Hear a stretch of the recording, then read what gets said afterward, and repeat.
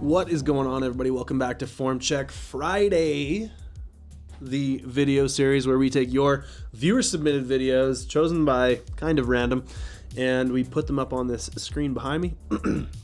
We pick through them a little bit. We try to help people become more efficient lifters.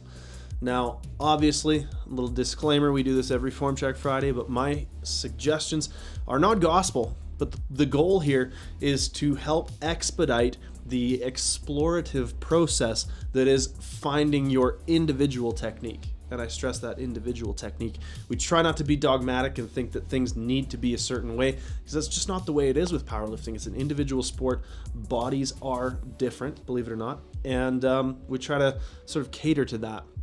Now, if you haven't noticed, I am a little bit sick today, so I apologize for some raspiness, potentially some coughing breaks and some things like that. But rain, sleet, or shine, we are here doing Form Check Friday. So hopefully it... oh, okay. Sorry, I didn't think my mic was on for a second.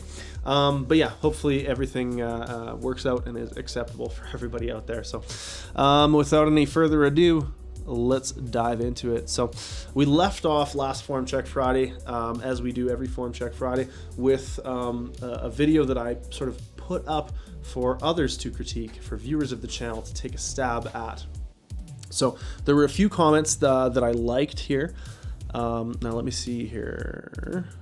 One of the ones was from Mike Vigiani. He says he'd have him point his toes slightly out. Seems like they're parallel to one another. He figures that if he points the toes out, he would get better glute activation. Now, I don't know if I agree with necessarily the idea behind that, but I think that there may be some merit into pointing his toes out. So let's just pull this video up. We'll get it up behind me so everybody can see what we're talking about here. He says to have him pull his lats down before initiating the lift, and I think that's one thing that I agree with for sure, is getting a little bit more tightness through the back, getting a little bit more locked in terms of what's going on there. Sorry, we'll just pull that back up here. Excuse me.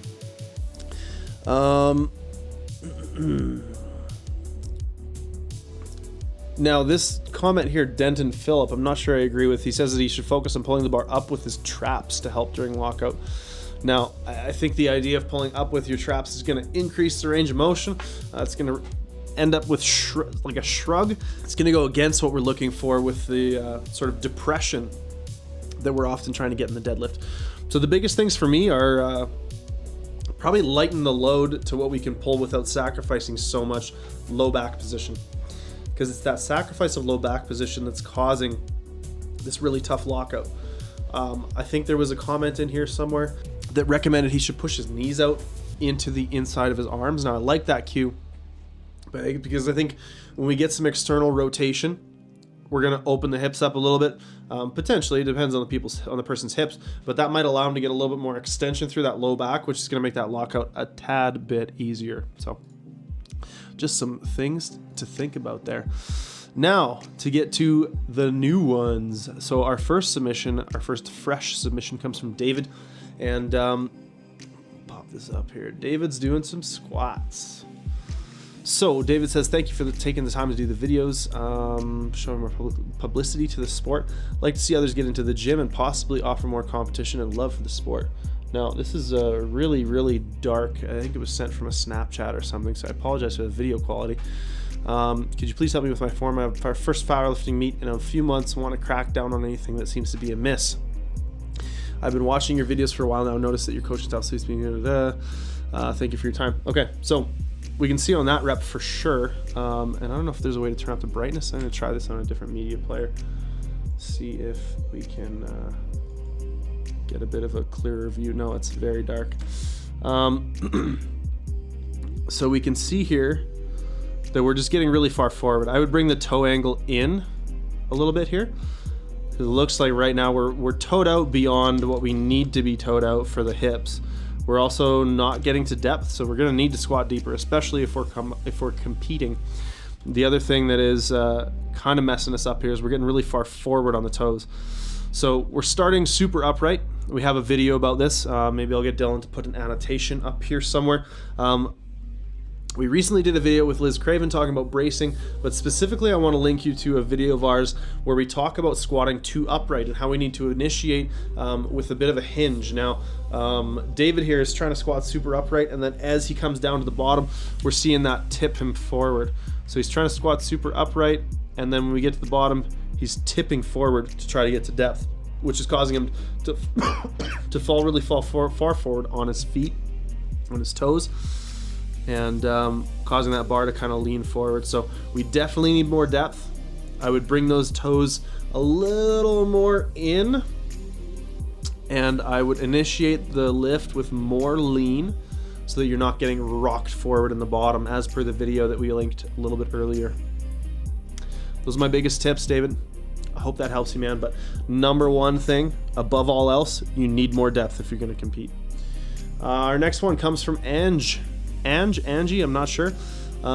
She says she's been binge watching the channel since her online coach suggested our tips on how to bench, trying to implement as much as she can, but progress is still quite slow compared to the squat and deadlift, and that's pretty normal.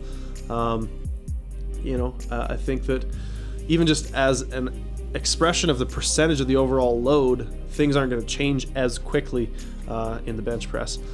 So she says this is her 5th week of training, pretty brand new, looking forward to competing next year. So let's take a look here. Now, the first thing I often critique with lifters is going to be the unrack. So we want to make sure that Angie's shoulder position, just going to change my color here.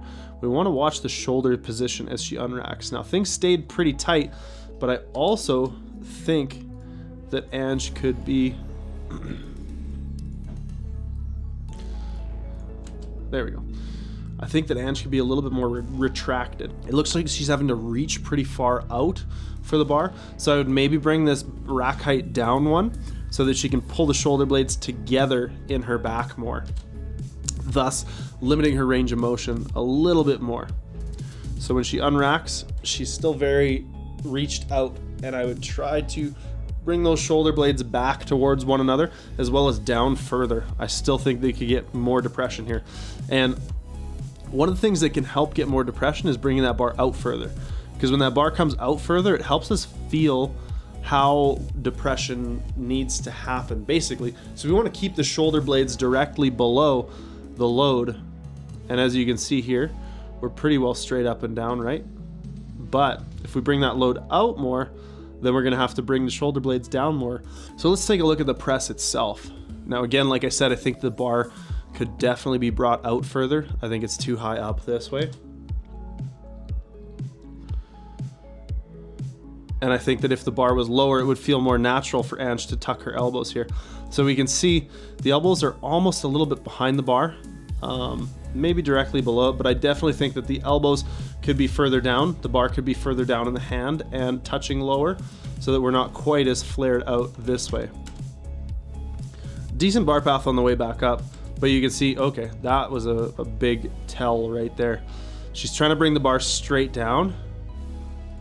Straight down instead of this way, and then the bar forces itself down about halfway, or forces itself lower on her body about halfway down. So if we watch, she's bringing it straight down super high, and then we get this big dump that way.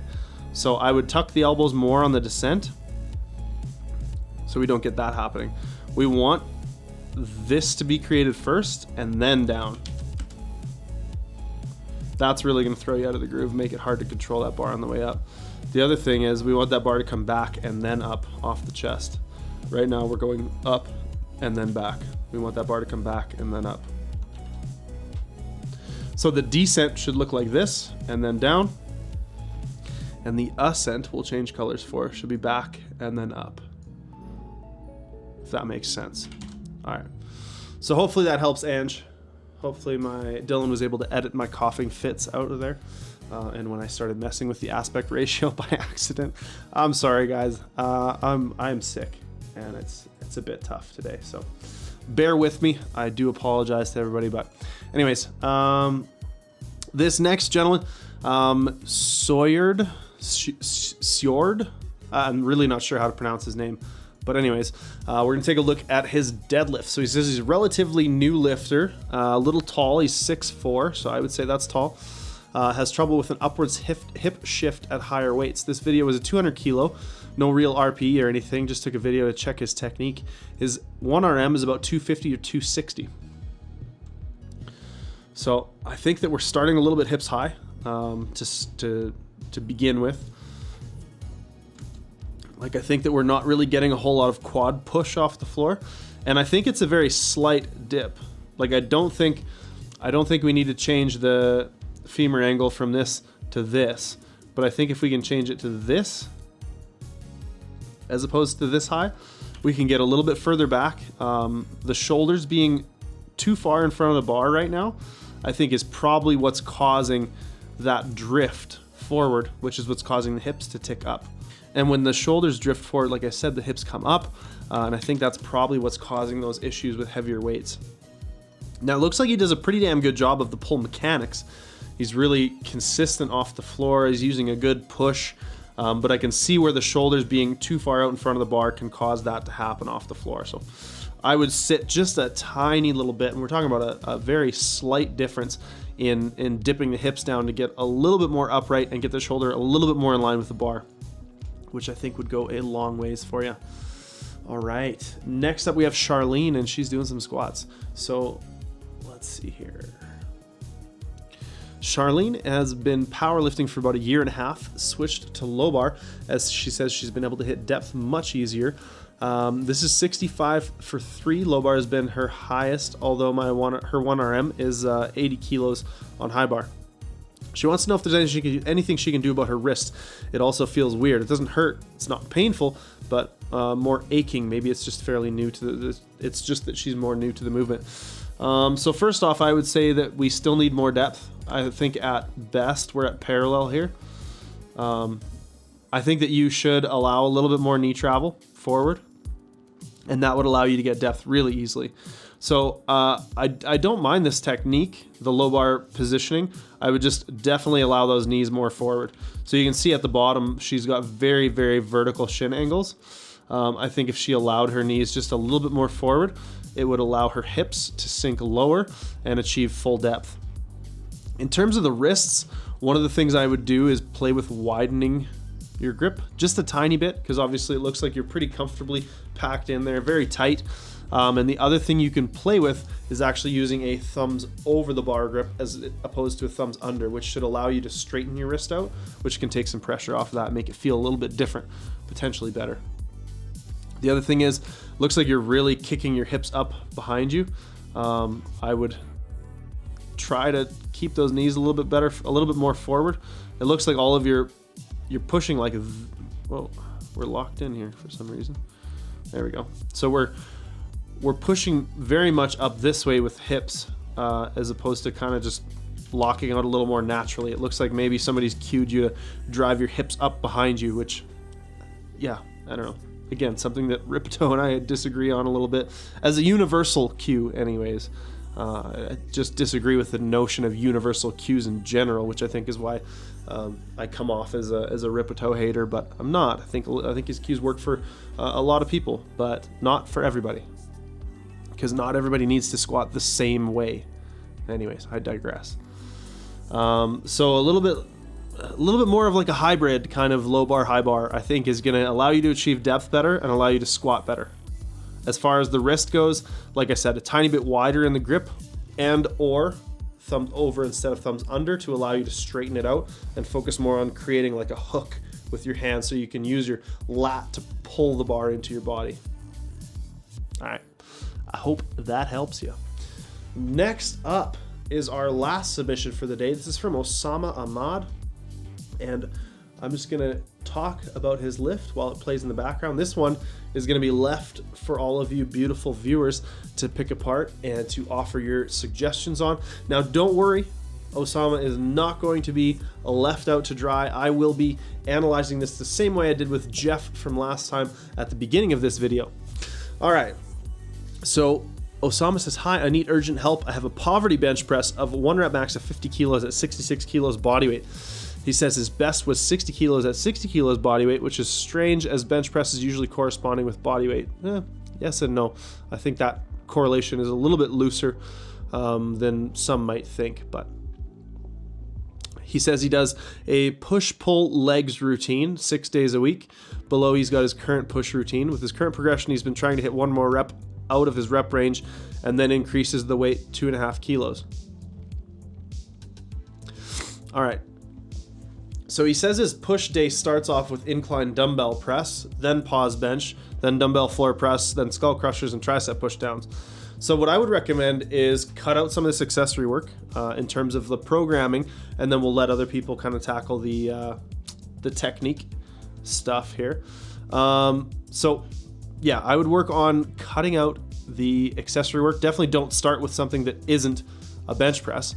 Do your bench presses first and foremost, and maybe do more specific bench movements. It looks like there's a lot of like dumbbell floor press. Instead of that, do a barbell incline press. Skull crusher slow negative. Instead of that, do a close grip bench press. You can do more movements that are a little bit more specific. It might help you progress. So everybody, let us know in the comments below what you think of Osama's bench press and some of the things he could improve on. I will critique this next time. Thank you all very much for staying tuned and bearing with me through my illness. I will be back in full force next week. Don't you worry. And if you all want to have your technique looked at, feel free to submit to FORMCHECKFRIDAY@gmail.com and we will get to you. So thank you very much for tuning in. I think that's about it. Thanks for tuning in. Leave a comment below. Hit that like button if you like it. Share it with your friends if you think they should see it, or maybe if you got featured. And we'll see you all in the next one. Don't forget to tune in for our live stream, twitch.tv/Calgary Barbell. We'll be there Friday at 12 p.m. MST. I'm going to sign off. Bye, everybody.